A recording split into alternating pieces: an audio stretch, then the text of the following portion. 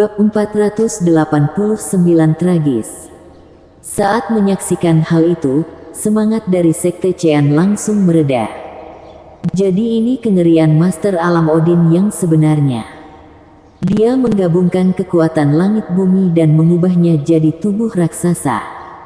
Bahkan tanpa melakukan apapun, itu masih sangat mengerikan. Kalau begitu, ayo kita lihat kamu bisa apa. Melissa teriak dengan manis. Dia juga menggabungkan energi langit bumi. Dalam sekejap, Dewi Raksasa muncul, seperti raksasa yang dibuat oleh Lanis. Tapi itu jelas terlihat. Tubuh raksasa Lanis lebih besar dari Melissa. Tapi kemudian, Hestia dan Wolfe juga memunculkan tubuh raksasa mereka. 3 tubuh raksasa melawan 1 tubuh raksasa. Kalian pikir 3 alam Odin bisa mengalahkanku? Meski kalian mengalahkanku, kalian pikir Sekte Faelun tidak akan punya alam Odin lagi. Dmitri akan memusnahkan seluruh Sekte Chean, kata Lanis dengan nada dingin. Kemudian, Dmitri muncul. Meski dia belum adi Master Odin yang sebenarnya, dia tidak akan punya masalah mengalahkan alam Odin ke bawah, bahkan puncak Neot. Tepat setelah dia muncul, banyak orang Sekte Chean yang mati. Melissa jadi tegang, mereka langsung menyerang ke arah Lanis. Tapi bagaimanapun juga, beda kekuatan mereka kecil, kalau ketiganya bergabung, mereka cuma akan seri dengan Lanis. Sebenarnya, mereka tidak seri. Karena mereka bertiga bertarung mati-matian. Tapi Lanis tetap tenang. Dia sama sekali tidak berjuang. Dia perlahan menghabiskan waktu mereka bertiga. Dmitri membunuh orang-orang sesukanya. Cuma dalam beberapa menit, banyak korban dari Sekte Chean. Bahkan, banyak tetua yang terbunuh. Melissa, apa kamu lihat? Dmitri sendiri bisa memusnahkan seluruh Sekte Chean. Lanis tertawa. Melissa, Hestia dan Wolfe benar-benar marah. Namun mereka tidak bisa melakukan apapun. Kalau mereka mau menghentikan Dmitri, Lanis akan langsung menghalangi mereka. Mereka jadi tidak bisa membantu yang lain. Kalau terus begini, Sekte Chean bisa dalam bahaya. Apa Tuhan yang mau menghancurkan Sekte Chean? Keputusasaan muncul di mata indah Melissa. Tapi mendadak, seseorang bergegas mendekat. Langsung menyerang Dmitri. Dmitri terlempar mundur, dia memuntahkan seteguk darah. Dia memandang pria yang tiba-tiba muncul dengan tidak percaya. Bagaimana mungkin, Seirus, bagaimana mungkin kamu bisa menghajarku? Karena kamu cuma setengah langkah Odin, aku sudah jadi alam Odin yang sebenarnya. Seirus berkata dengan bangga. Mustahil. Bagaimana mungkin kamu bisa menerobos secepat itu? Dmitri jelas tidak bisa menerima kenyataan ini. Meski Seirus disebut sebagai jenius. Tapi bukankah pria ini sudah dirusak oleh seorang wanita? Bagaimana bisa dia menerobos ke alam Odin? Tuan muda sudah menerobos ke alam Odin, bagus. Orang-orang Sekte Chean sangat percaya diri. Bagus, bagus, bagus. Seperti yang diharapkan dari putraku. Wolfe menangis saat dia melihat Seirus benar-benar berhasil menerobos alam Odin. Ayah, aku tidak tahu apa-apa sebelumnya, maafkan aku. Seirus memandangi mayat murid-murid Sekte Chean yang tak terhitung jumlahnya yang tergeletak di tanah, dia merasa bersalah. Bisa dibilang, orang-orang ini mati karena dia. Hari ini, Sekte Faelun tidak akan bisa keluar dari Sekte Chean hidup-hidup. Seirus mengeluarkan raungan tajam dan bergegas ke arah Dmitri. Dmitri terkejut. Kalau Seirus benar-benar jadi Master Odin, dia jelas bukan tandingannya. Tetua, tolong aku. Dmitri cuma bisa meminta tolong pada Lanis. Lanis mendengus pelan dan menyerang Seirus dari jauh. Boom! Serangan yang mengandung kekuatan langit bumi itu benar-benar menakutkan. Serangan pertama membuat Seirus terbang menjauh. Seirus memuntahkan seteguk darah. Seirus, Wolfe seketika jadi tegang. Aku tidak apa-apa. Seirus menggelengkan kepalanya dan menatap Lannis dengan wajah serius. Kamu pikir kamu tidak terkalahkan setelah menerobos ke alam Odin? Kuberitahu, saat kekuatanmu mencapai alam Odin, meski cuma bedanya sedikit, kekuatan tempur akan jadi sangat jauh berbeda. Bahkan meski kalian punya 4 alam Odin, aku bisa memusnahkan seluruh sekte Chean. Ucap Lannis dengan bangga. Kalau begitu coba saja. Melissa mengeluarkan sebuah pil dan memasukkannya ke dalam mulutnya. Pil pengorbanan darah. Sesudah meminumnya, kekuatan tempurnya meningkat pesat dengan mengorbankan vitalitasnya. Setelah meminum pil pengorbanan darah, kekuatan Melissa mendadak meningkat. Dia bahkan hampir menyentuh ambang pintu alam Odin. Melissa, berapa sisa hidupmu? Kamu masih menggunakan pil pengorbanan darah, apa kamu tidak takut mati mendadak? Lannis keheranan melihat ini. Cukup untuk membunuhmu, Melissa berkata dengan tenang. Bibi, kesedihan muncul di mata Hestia. Tentu saja dia tahu efek samping dari pil pengorbanan darah. Melissa sekarang berusia 1000 tahun. Dia di batas umur yang bisa dicapai oleh pelatihannya. Kalau meminum pil pengorbanan darah, dia bisa mati mendadak. Tak perlu basa-basi, musuh ada di hadapan kita hari ini, bunuh semua musuh atau sekte Chean akan hancur, ayo bertarung. Melissa memimpin dan menyerang ke arah Lannis. Kekuatan yang ditingkatkan secara paksa bukan kekuatanmu sendiri, meski kamu menggunakan pil pengorbanan darah, memang kenapa? Lannis berkata dengan nada menghina. Perang akan segera pecah. Ini adalah pertarungan antara 4 alam-alam Odin dengan master setengah langkah Odin. Setiap gerakan tangannya, terjadi gejolak energi yang sangat dahsyat. Setelah meminum pil pengorbanan darah, kekuatan Melissa setara dengan Lannis. Ditambah dengan jumlah mereka, Lannis dan Dmitri merasa tertekan. Kalian mau menunggu berapa lama lagi? Meski hari ini sekte Chean tidak hancur, kalian pikir bisa lepas begitu saja? Begitu mereka pulih, kalian akan mati, teriak Dmitri. Saat berikutnya, banyak master yang menyerbu masuk melalui gerbang gunung yang rusak. Master dari sekte lain. Melihat keadaan ini, orang-orang sekte Chean mulai terlihat putus asa. Mereka khawatir sekte Chean akan benar-benar musnah hari ini. Saat master dari sekte lain ikut masuk, sekte Chean langsung terdiam. Meski sekte lain tidak punya master Odin, mereka masih punya puncak Neot.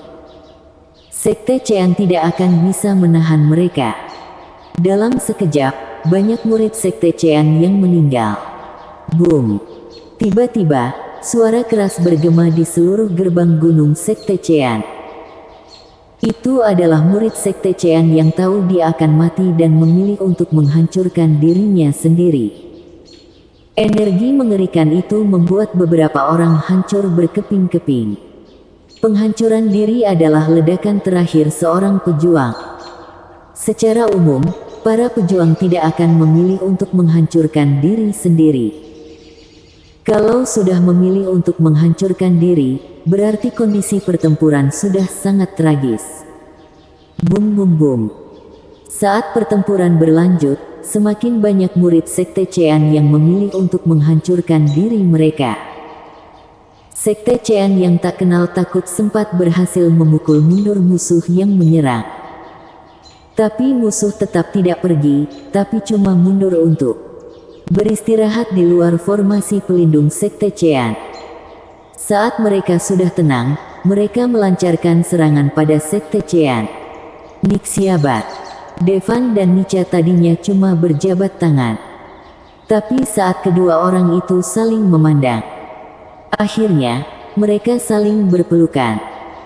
Semua orang menatap pemandangan ini dengan heran, apa mereka benar-benar mengabaikan ketua Nixiabat? Bersambung.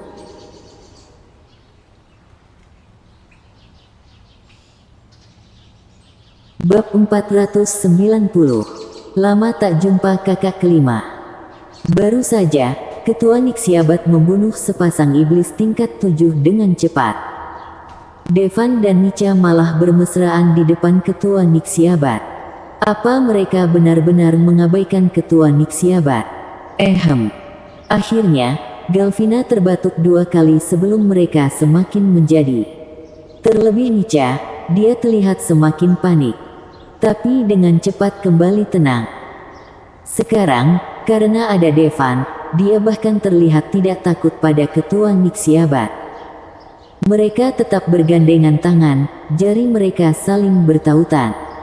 Nica cuma berdiri di sebelah Devan dengan manisnya. Dia bersiap untuk melawan Ketua Nixiabat dengan Devan. Bahkan meski mereka mati di sini hari ini, itu tidak menakutkan untuknya. Galvina juga berdiri di sebelah Devan. Meski dia tahu kalau kekuatannya bahkan tidak sampai 1/10.000 dari Ketua Nixiabat.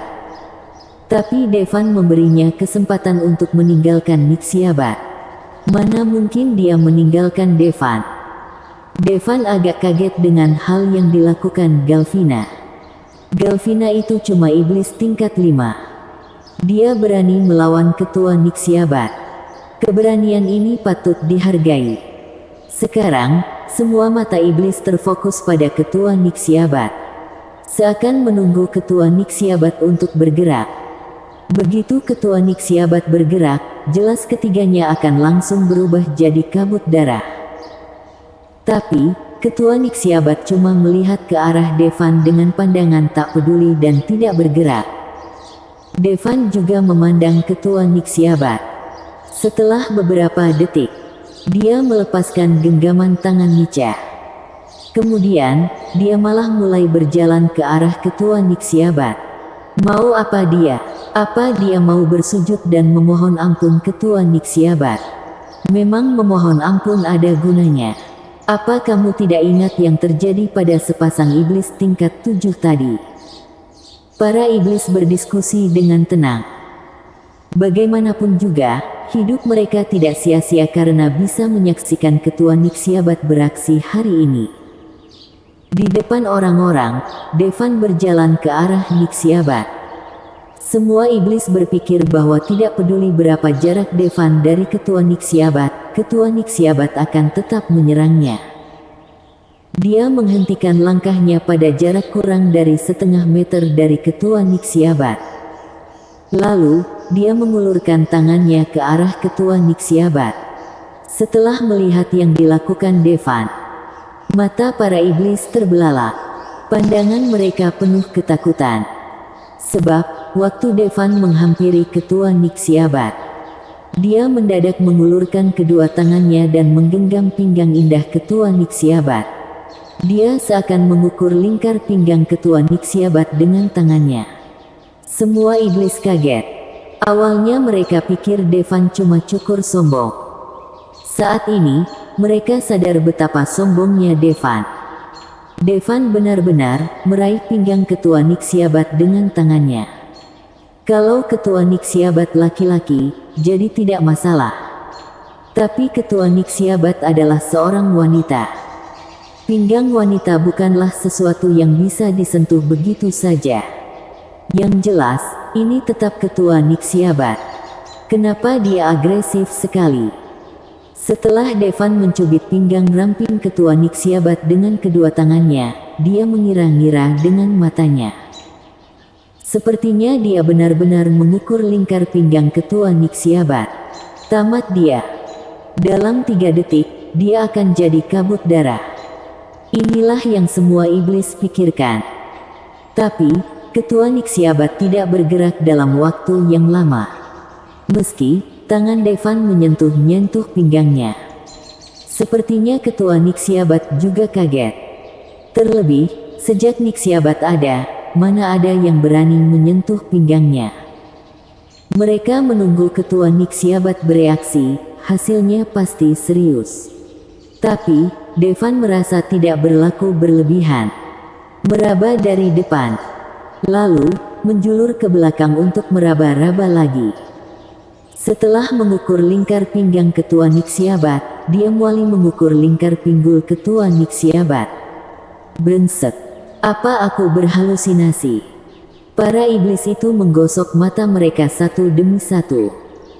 Kalau sebelumnya Devan meraba-raba pinggang ketua Nixiabat tidak menghajar Devan sampai mati. Mungkin ketua Nixiabat tidak peduli kalau ada yang menyentuh pinggangnya. Tapi Devan sudah menyentuh celana dalamnya, mana mungkin ketua Nixiabat akan diam saja. Tapi, ketua Nixiabat benar-benar tidak bergerak. Dia biarkan tangan Devan menggerayangi Di. Setelah meraba pinggangnya, Devan justru mengulurkan tangannya naik ke arah buah dada ketua Nixiabat. Sepertinya dia mau mengukur besar buah dadanya. Si bajingan ini. Semua iblis tidak lagi bisa tenang. Apa dia ini benar-benar ketua Nixiabat? Kenapa Devan bisa begitu lancang? Apalagi, wajah ketua Nixiabat diselimuti kabut merah, jadi wajahnya tidak bisa terlihat dengan jelas. Kalau saja ketua Nixiabat sangat jelek, apa Devan akan muntah saat melihat wajah ketua Nixiabat? Lagi pula, kalau ketua Nixiabat sangat cantik, kenapa dia menutupi wajahnya dengan kabut merah? Namun, tubuh ketua Nixiabat sudah jelas yang paling baik. Tentu saja, kaki dan pinggang sangat seksi. Mulut Galvina ternganga. Dia sulit percaya dengan apa yang dia lihatnya di depannya. Akhirnya, saat tangan Devan mau menyentuh buah dada ketua Nixiabat terbatuk 2 kali. Tangan Devan akhirnya berhenti. Tangan itu cuma berjarak 1 cm dari tempat kebanggaan ketua Nixiabat. Barulah Devan bereaksi. Orang-orang sekitar memerhatikan. Dia menarik tangannya dan terkekeh. Ya, ukurannya sebesar kakakku, kakak kelima, lama tidak bertemu. Saat Devan melihat ketua Nixiabat untuk pertama kalinya, dia langsung mengenalinya. Ketua Nixiabat jelas adalah kakak kelima. Meski wajah ketua Nixiabat tidak terlihat, tapi dia bisa dikenali dari pinggangnya yang sempurna. Sebab, cuma kakak kelima yang pernah Devan lihat dengan pinggang seindah itu. Bahkan wajah Nica pun tidak sebanding. Tapi, dia awalnya berpikir kalau kakak kelima mungkin adalah Venus Pusat. Lagi pula, nama Venus Pusat dan kakak kelima sama persis. Dan orang di depannya adalah ketua Nixiabat. Karena itu, dia agak bingung. Untuk memastikannya, dia tidak punya pilihan selain menyentuhnya. Toh mata bisa salah lihat, tapi perasaan tidak bisa salah. Sesudah beberapa pengukuran dan pemeriksaan, dia akhirnya mengerti. Ketua Nixiabat ini adalah kakak kelima Devan, Eliana. Karena ukurannya sama persis, rasanya juga persis sama. Selain itu, saat dia mengukur, tubuh ketua Nixiabat bergetar persis seperti kakak kelima. Selain itu, ada wangi kakak kelima. Sama. Kalau dia bukan kakak kelimanya, siapa lagi? Setelah mencari kemana-mana, ternyata ketemu di tempat tak terduga. Tanpa diduga, Devan bertemu kakak kelima di Nixiabat. Ini jelas kejutan besar untuk Devan. Tapi, yang mengejutkan Devan adalah kekuatan kakak kelima ternyata meningkat pesat. Tapi masuk akal juga kalau dipikir-pikir. Ketua Nixiabat mengendalikan seluruh Nixiabat, berapa banyak batu hara yang dia dapatkan. Pantas saja kekuatannya bisa meningkat sampai tingkat ini. Akhirnya, kabut merah di wajah ketua Nixiabat perlahan hilang. Wajahnya yang sangat cantik terungkap. Bersambung.